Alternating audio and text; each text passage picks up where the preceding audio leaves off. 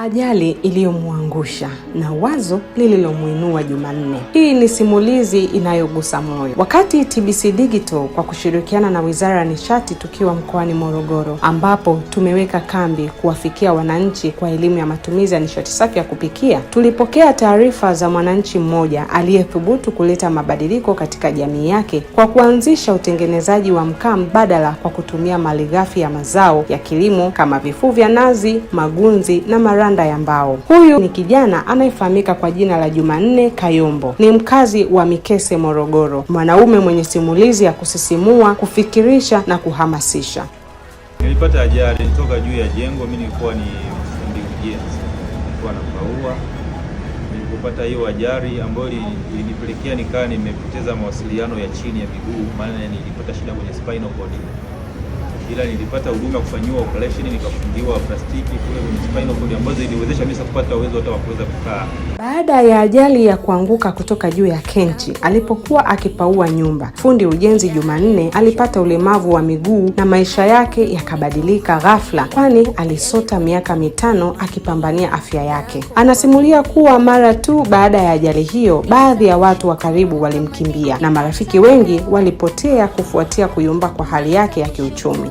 Anasema kipindi hicho kilikuwa kigumu zaidi. Watoto wakakosa hata sare za shule na wakati mwingine chakula kikawa changamoto kupatikana. Akiwa bado kitandani, bili na majukumu ya kifamilia yaliendelea kumwandama, jambo lililomfanya atambue kuwa maisha hayana huruma hata unapopitia mateso au ulemavu. Jumanne anaeleza kuwa ndipo alipoanza kujiuliza ni kazi gani angeweza kufanya kulingana na hali yake. Kutokana na elimu aliyowahi kupata katika chuo cha kati, alipata wazo la kuanzisha utengenezaji wa mkaa mbadala. Tangu mwaka 2023 alipoanzisha mradi huu, sasa umeweza kumsaidia kumudu mahitaji ya familia yake, kuajiri vijana 6 na kuwahudumia watu 8 wanaomtegemea nyumbani kwake. Ushuhuda huu ni unaonyesha kuwa changamoto zinaweza kuwa chanzo cha mafanikio. Hapa Jumanne amepata oda ya kilo 100 za mkaa mbadala kutoka kwa mteja wake wa Dar es Salaam. Na licha ya kuwa leo ni Jumamosi, Jumanne yupo ofisini kwake akishirikiana na vijana wake kuandaa mzigo huo kwa wakati ili kukidhi mahitaji ya mteja, ambapo siku hiyo ameukamilisha na kuusafirisha kwenda Dar es Salaam.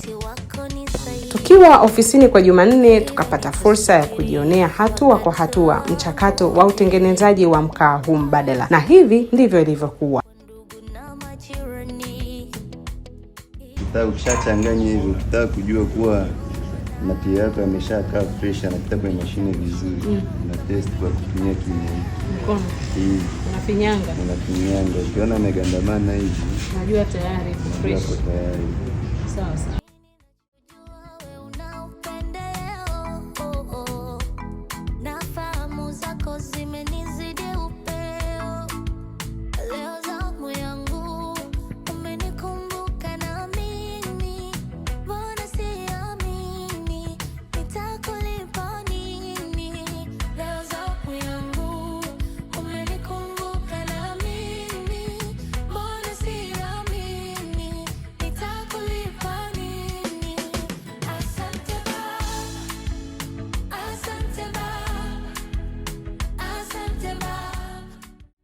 Utakaa hapa. Dada, utakaa kwa siku ngapi?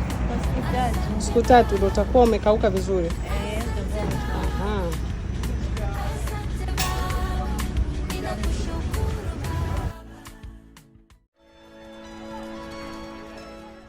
Aha. Mimi naomba tu waachane yale mawazo tegemezi ya kulisi vitu, wajue kwamba sasa kuna nishati mbadala ambayo inatengenezwa kwa kutumia taka, inapatikana kwa bei nafuu na kwa bei ya chini na haina madhara kiafya wala kimatumizi.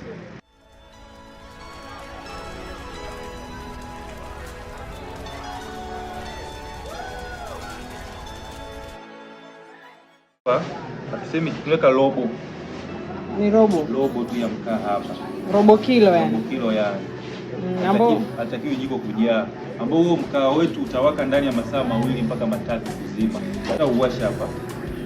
Kwa hiyo utawaka mpaka sio kuongeza kama ule mkaa wa kawaida. Ukishawasha kwetu tunautumia hivyo mpaka utakapoisha. Utakapochukua masaa 2 mpaka 3. Kwa kama mtu anapika maharage anakuwa tayari. Kama mtu anapika vyakula vyote ambavyo viko tayari. Kwa robo kilo ya mkaa. Hiyo. Huenda tu mimi nitoe wito kwa vijana kwamba kama mimi niliweza, hata wao pia natoa wito waje kwa hicho kidogo chonacho, hata kama ni elimu zao popote walipo, basi wafanye udhubutu wa kupanga, wasio na vile vitu vya kutegemea vikubwa sana, waanze kidogo kidogo, basi safari nzuri wasema lift na mkuta aliye barabarani.